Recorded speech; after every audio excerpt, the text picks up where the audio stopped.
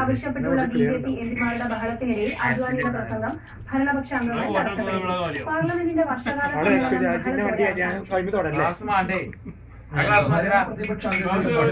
പാർലമെന്റിന്റെ വർഷകാല സമ്മേളനം അവസാനിച്ചു. വോട്ടിന് പോയ ചർച്ച ചെയ്യണമെന്നാവശ്യപ്പെട്ട് ബിജെപി ഇരു സഭകളിലും തുടർന്ന് ഇരു സഭകളും സഭ പുനരാരംഭിച്ചപ്പോൾ LK അദ്വാനിക്ക് സംസാരിക്കാൻ അവസരം നൽകിയെങ്കിലും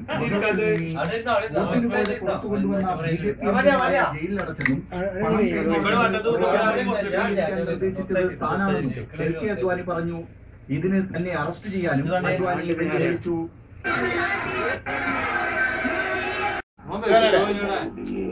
ഇപ്പോഴാണ് ഓക്കെ വ്യവസായം നടത്തി കൊള്ളയടിച്ച് ഉണ്ടാക്കുന്ന കുളം പോലെ ഒച്ചമാമനെ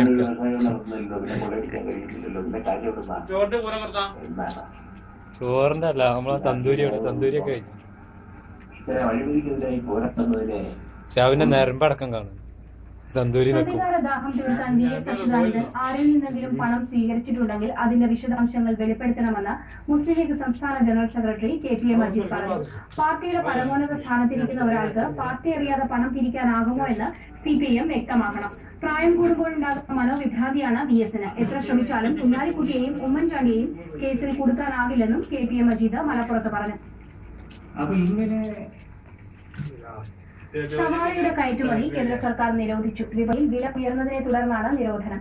കേന്ദ്ര ധനമന്ത്രി പ്രണബ് മുഖർജി ഉൾപ്പെട്ട ഉന്നതാധികാര സമിതിയാണ് തീരുമാനമെടുത്തത്. അതേസമയം 4 വർഷമായി തുടരുന്ന ഗോതമ്പിന്റെയും ബസുമതി ഇതര അരിയുടെയും കയറ്റുമതി നിരോധനം കയറ്റുമതി 20 ലക്ഷം ടണ്ണായി പരിമിതപ്പെടുത്തിയിട്ടുണ്ടെന്ന് മന്ത്രി ആനന്ദ് ശർമ്മ പറഞ്ഞു.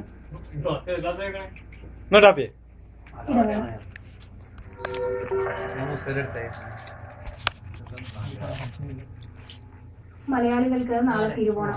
ഓണത്തെ വരവേൽക്കാനുള്ള അവസാനവട്ട ഒരുക്കത്തിന്റെ ഭാഗമായ ഉത്രാടപ്പാച്ചിലിന്റെ തിരക്കിലായിരുന്നു നാടും നഗരവും. 30 കർപ്പൂരം വരെ വാങ്ങി ഓണത്തിന്റെ ഭാഗമായി മാറുകയാണ് ഓരോ മനസ്സും.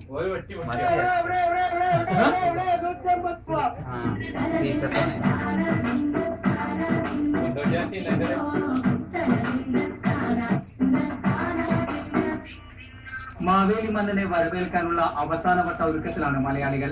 നാടും നഗരവും ഉത്രാടപ്പാച്ചിലെത്തിയ തത്തർപ്പാടിൽ മതിമറന്നു കഴിഞ്ഞു. ഉത്രാടരാവിന്റെ നിലാവുമഴ പെയ്തു തുറന്നാൽ പിന്നെ തിരുവോണമായി. ഉത്രാടപ്പാച്ചിലിൽ ജനസാഗരമാണ്. വഴിവര വിപണന കേന്ദ്രങ്ങളിലേക്കും പ്രത്യേക ട്രെയിനുകൾ